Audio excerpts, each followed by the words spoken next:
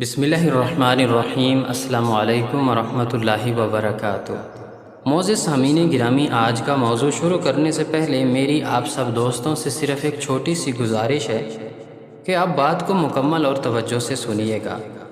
پیارے دوستو، ہمارے ہاں یہ روایت عام سننے کو ملتی ہے کہ شب جمعہ مرنے والوں کی روحیں اپنے لواحقین کے گھروں میں آتی ہیں، اس لیے جمعرات کو خیر و برکت کے لیے کھانا تقسیم کرنا چاہیے۔ اس بارے میں دین حکمت اسلام کیا کہتا ہے، آئیے جانتے ہیں۔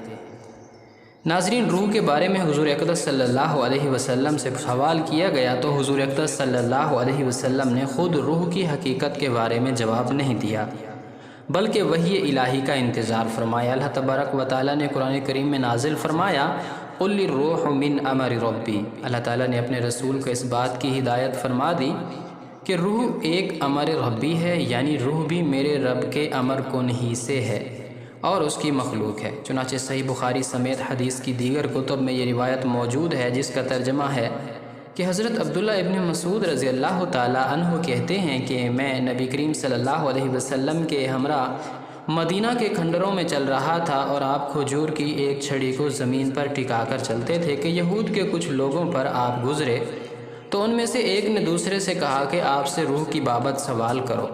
اس پر بعض نے کہا کہ نہ پوچھو، مبادہ اس میں کوئی ایسی بات نہ کہہ دیں جو تم کو بری معلوم ہو۔ پھر ان میں سے ایک شخص نے کہا کہ ہم ضرور آپ سے پوچھیں گے۔ چنانچہ ان میں سے ایک شخص کھڑا ہو گیا اور کہنے لگا کہ اے ابو القاسم، روح کیا چیز ہے؟ آپ نے سکوت فرمایا۔ ابن مسعود رضی اللہ تعالیٰ عنہ کہتے ہیں کہ میں نے اپنے دل میں کہا کہ آپ پر وحی آ رہی ہے، لہٰذا میں کھڑا ہو گیا۔ پھر جب وہ حالت آپ سے دور ہوئی تو آپ نے فرمایا، جس کا ترجمہ ہے کہ اے نبی، یہ لوگ تم سے روح کی بابت سوال کرتے ہیں، کہہ دو کہ روح میرے پروردگار کے حکم سے پیدا ہوئی ہے اور اس کی اصل حقیقت تم نہیں جان سکتے کیونکہ تمہیں کم ہی علم دیا گیا ہے۔ بعد کے زمانے میں فلاسفہ، عقلاء اور سائنسدانوں نے اپنی علمی بساط کے مطابق روح کے بارے میں اظہار خیال کیا اور مسئلہ روح پر مستقل کتابیں اور رسائل لکھے گئے۔ اسی طرح مفسرین حضرات میں بھی دو جماعتیں ہیں۔ بعض مفسرین نے اس مسئلے میں تفصیل اور گہرائی میں جانے سے گریز کیا اور انہوں نے اسی اجمال کو ترجیح دی جیسے کلام اللہ میں بیان کیا گیا ہے۔ چنانچہ جمہور علماء نے قُلِ الرُّوحُ مِنْ أَمْرِ رَبِّي کے پیش نظر اس مسئلے میں سکوت اختیار کرنے کو ہی افضل اور بہتر قرار دیا۔ شرح فقہ اکبر میں ملا علی قاری رحمۃ اللہ لکھتے ہیں کہ انسانی روح جسمانی حیات سے علیحدہ چیز ہے۔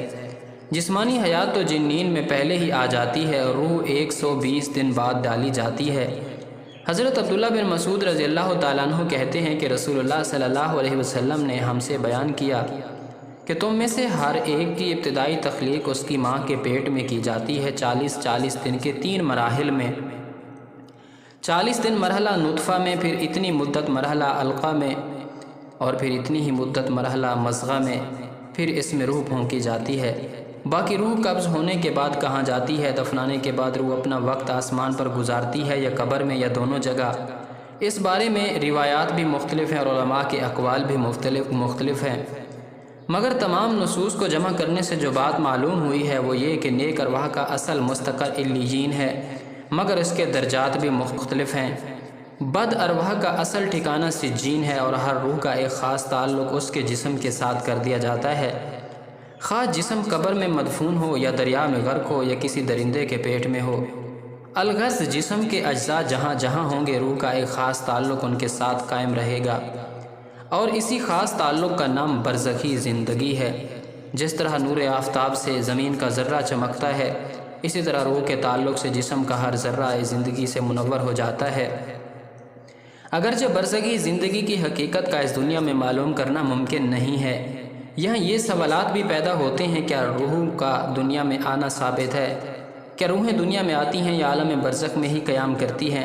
کیا شب برات میں بھی روحوں کی آمد ہوتی ہے؟ دراصل دنیا میں روحوں کے آنے کے بارے میں قطعی طور پر کچھ کہنا ممکن نہیں، اور نہ اس سلسلے میں کوئی صحیح حدیثی وارد ہے۔ سوئم، دسواں اور چہلم خود ساختہ رسمیں ہیں۔ باقی یہ عقیدہ رکھنا کہ میت کی روح آ کر گھر کے بعض افراد سے کوئی چیز طلب کرتی ہے، تو اس کی حقیقت یہ ہے کہ میت کے انتقال کے بعد اپنے گھر والوں اور متعلقین سے کچھ امیدیں وابستہ ہوتی ہیں اور وہ متعلقین سے امیدوار رہتی ہیں۔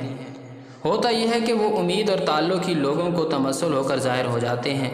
مثلا یہ کہ روح دروازے پر کھڑی ہے، کھانا مانگتی ہے اور ضروریات طلب کرتی ہے، یہ حقیقت نہیں ہوتی بلکہ تمثل ہوتا ہے، کیونکہ ارواح کو اس عالم میں دنیاوی ضرورت کی نہ تو حاجت ہوتی ہے اور نہ ہی یہ چیزیں ان کے لیے وہاں مفید ہو سکتی ہیں۔ یہی وجہ ہے کہ ایصال ثواب کے طور پر جو چیزیں میت کی روح کو بخشی جاتی ہیں وہ بھی اس کو اصلی صورت میں نہیں بلکہ اخروی نعمتوں کی صورت میں متشکل ہو کر پیش ہوتی ہیں۔ مشہور تابعی مسروق بیان کرتے ہیں کہ ہم نے جناب عبداللہ بن مسعود رضی اللہ تعالیٰ عنہ سے سورہ آل عمران اس آیت کی تفسیر دریافت کی، جس کا ترجمہ ہے، جو لوگ اللہ کی راہ میں شہید کیے گئے ان کو مرے ہوئے نہ سمجھو، وہ اپنے رب کے ہاں زندہ ہیں، ان کو رزق دیا جاتا ہے۔